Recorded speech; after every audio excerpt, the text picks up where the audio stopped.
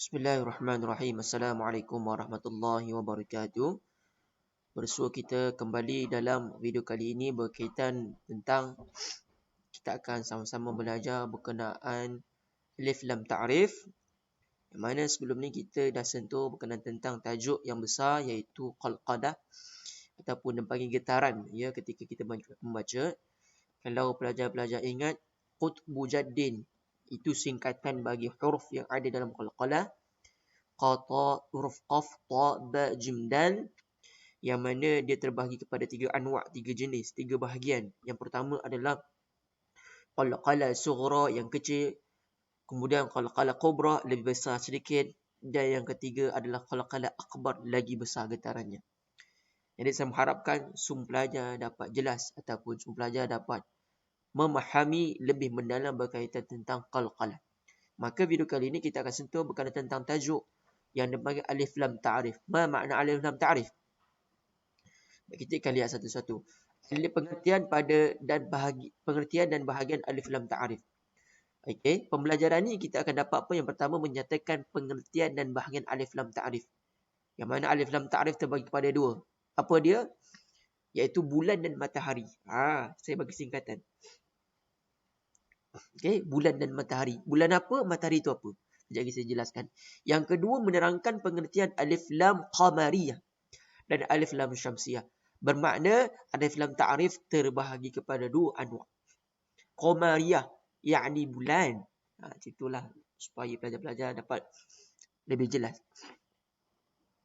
Kemudian alif lam syamsiyah, yakni matahari. Okey. Itu dia punya terjemahannya. Saya suka ambil pada terjemahan bahasa Melayu ni supaya pelajar-pelajar dapat lihat apa itu bulan, apa itu matahari. Yang ketiga, menyebutkan huruf lam, alif lam qamariyah dan alif lam syamsiyah. Yang keempat, mengenal pasti misal, yakni contoh alif lam ta'rif dan alif lam syamsiyah.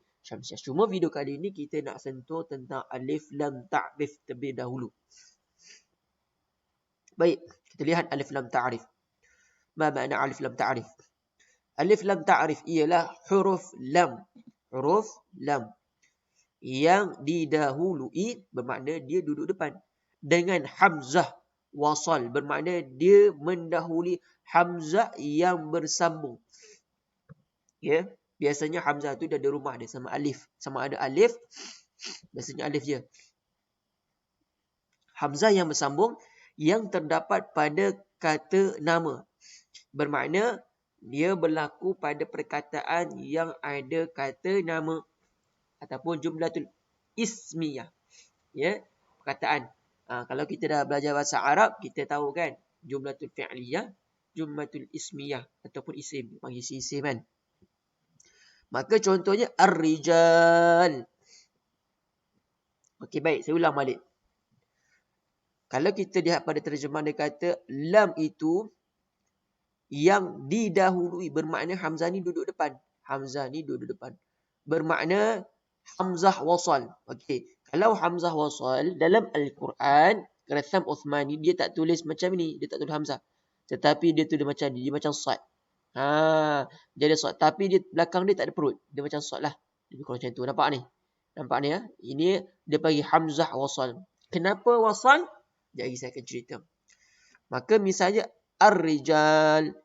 Kalau kita baca di awal kalimah, kita baca ar-rijal. Al-kitab. Okey, seterusnya bahagian alif lam terbagi pada dua. Okey, yang pertama alif lam syamsiyah dan alif lam qamariyah. Ya, ini yang atas ni dia jelaskan apakah yang dimaksudkan alif lam ta'rif. Apakah alif lam ta'rif? Maka bahagiannya terbagi kepada dua. Qamariyah. Qamariyah ni maksudnya bulan. Syamsiyah maksudnya matahari. Tetapi kamu jangan lihat kepada bulan, tapi kamu tengok tanda sukun. Contoh macam ni. Macam ni. Tanda sukun kan, tanda mati. Tanda mati tu kan macam bulan. Macam bulan sabit tetapi terbalik. Maka manakala syamsiyah dia ambil huruf syah, maka dia akan jadi syaddah. Itu je mungkin syamsiyah. Bermakna lepas alif lam ada tanda syaddah, ataupun dekat alif huruf lam tu dia tanda syaddah. Contohnya nampak ni macam ni. Rijal lepas alif lam dia tanda syaddah. Ya. Pelajar-pelajar perhatikan betul-betul. Baik, muka surat 40. Maka kita masuk Alif lam qamariyah. Ya, alif lam qamariyah yang bertanda sukun. Ingat, sukun tanda apa untuk apa? Bulan. Bulan kan dia bentuk bulan sabit, bulan penuh dan sebagainya. Maka kita tengok alif lam qamariyah.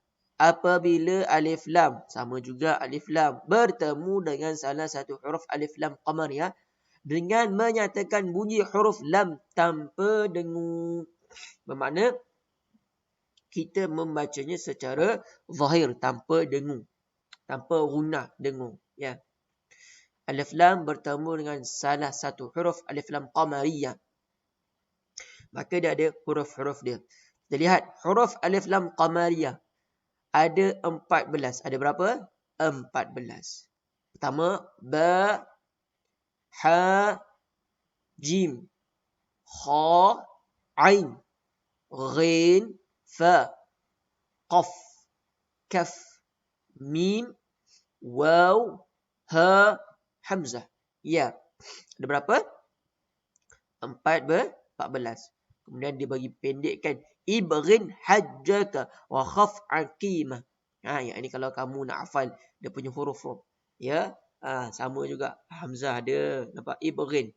Lepas huruf hamzah, huruf ba. Mana ba? Ada. Lepas tu huruf gha ada tak? Ada. Ni huruf gha. Ibghin hajjaka wa khaf aqimah. Ain ada tak? Ada. Ini singkatan untuk huruf yang disebutkan.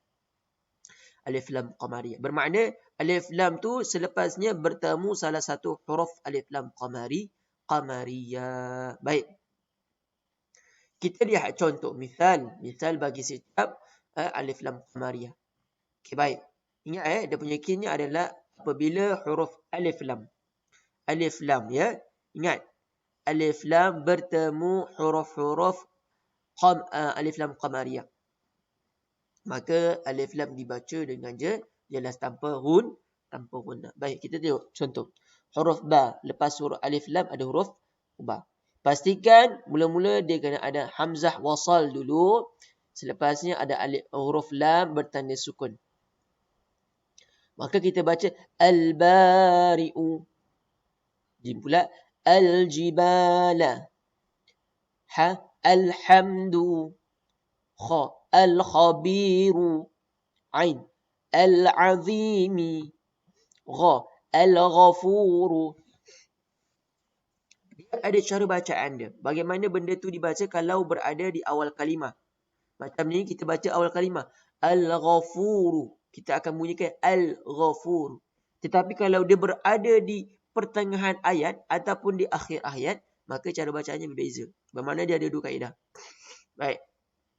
Sebelum saya pergi kepada cara bacaan, kita kena lihat dulu makluman tambahan. Alif lam qamariyah disebut juga dengan nama izhar qamariyah. Sebab itu dia tak ada getaran, tak ada dengung. Ya, dia tak ada getaran, tak ada dengung. Kalau kita lihat kepada pengertian tadi, takrifan dia, ada dah jelas tanpa dengung, tanpa gunam. Baik. Tadi saya menyatakan bahawa cara bacaan terbagi pada dua. Okey. Cara bacaan, okey. Cara bacaan. Ya. Bacaan. Okey. Terbagi kepada dua. Pertama, ketika wasal. Waw, sad, lam. Sambung. Okey. Yang kedua, wasal. Yang pertama wasal. Yang kedua, awal. Kita buat awal lah, senang. Awal. Wasal ni macam mana? Okey. Wasal ni tengok betul-betul ya. Okey, saya mulakan daripada awal. Kalau dia berada di awal kalimah. Contohnya pada perkataan surah Allahumma salli ala Muhammad. Surah Al-Haqqah ayat 1 hingga 12, tengok perhatikan betul. Kalau dia berada di awal kalimah, maka dibaca macam ni. Al-Haqqah. Kita akan sebutkan Al-Haqqah. Tapi kalau dia berada di pertengahan ayat ataupun di hujung ayat, macam contoh, perkataan ma ni perkataan lain. Al-Haqqah ni perkataan lain. Bermakna ada dua perkataan. Bermakna alif lam tu berada di perkataan yang kedua. Maka kita baca mal. Mal. Kita akan terus masukkan kepada lam. Hamzah ni, hamzah huruf alif ni kita tak bunyi. Sebab itu kita akan baca malhaqah. Ulang balik. Malhaqah. Okey. Dia tak akan jadi macam ni. Ma'al-haqah. Itu salah. Itu salah. Kemudian kita tengok ayat yang ketiga. Okey, pelajar-pelajar ayat ketiga. Okey. Yang ketiga. Tuan-tuan. Wa ma adraka mal haqah. Saya baca mal sebab dia berada di hujung ayat sama juga. Tetapi sekiranya contoh ya, ni contoh. Saya bagi perkataan ni saja supaya pelajar-pelajar dapat mudah membezakan. Andaikan kata kamu berhenti di pada ma.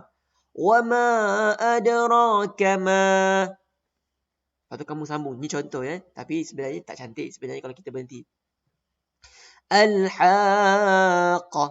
Andaikan kata kamu berhenti pada ma, maka kamu mulakan pada ayat al-haqah ni jadi al-haqah. Dia tak akan jadi bunyi lam tu tak ada tanda mati. Dia akan mula balik pada huruf hamzah wasal ni. Maka kita akan baca al-haqah kalau kita berhenti. Contohnya, okey, wa ma adraka ma. Kita tak ada nafas. Al-haqah. Baik, saya tunjuk contoh lain. Saya tunjuk contoh lain. Huruf yang ayat yang panjang supaya kamu dapat membezakan. Okey, baik. So, ni ayat yang panjang. Okey. Saya mula daripada sini. Okey, dan saya berhenti sini sebab nafas saya pendek. Contoh. Wa thamaniyata ayyamin husuman fatara. Saya berhenti sini. Lepas tu saya ambil sini. Al-qawma fiha sar'a. Boleh. Ya, boleh. Tetapi dia tak berapa cantik. Tapi biasanya kalau pelajar-pelajar baru mula belajar, dia akan berhenti sini, lepas tu dia ambil sini. Sebab nafas tak panjang. Atau dia teruskan. Wa thamaniyata ayyamin husuman fatara al-qawma fiha sar'a. Itu contoh. Maka ada dua cara bacaan. Kalau dia sambung, bermakna ada perkataan lain pada permulaan ayat, maka dibaca dengan huruf alif hamzah wasal tu kita hazafkan, kita sambung terus kepada lam. Tetapi kalau kita baca di awal ayat, maka kita kena menyebut huruf alif lamnya. Al. Ya, al. Wallahu a'lam. Itu saja untuk video kali ini. Semoga bermanfaat. Okay, baik, untuk yang terakhir ada tugasan iaitu saya nak semua pelajar Allahumma salli ala Muhammad. Saya nak semua pelajar untuk cuba keluarkan huruf alif lam qamariyah. Sama ada wasal ataupun di awal kalimah. Contohnya awal kalimah macam inilah. Ni awal kalimah. Ya, ini wasal ya. Ni wasal. Keluarkan semua yang ada alif lam qamariyah dan tulis di dalam buku, insya-Allah. Semoga bermanfaat. Wallahu alam. Itu saja daripada saya. Kalau rasa bermanfaat untuk video ni, boleh share kepada kawan-kawan. Boleh tunjuk kepada andai kata abang, adik dan sebagainya untuk sama-sama belajar. Wallahu alam. Wabillahi taufiq wal hidayah. Assalamualaikum warahmatullahi wabarakatuh.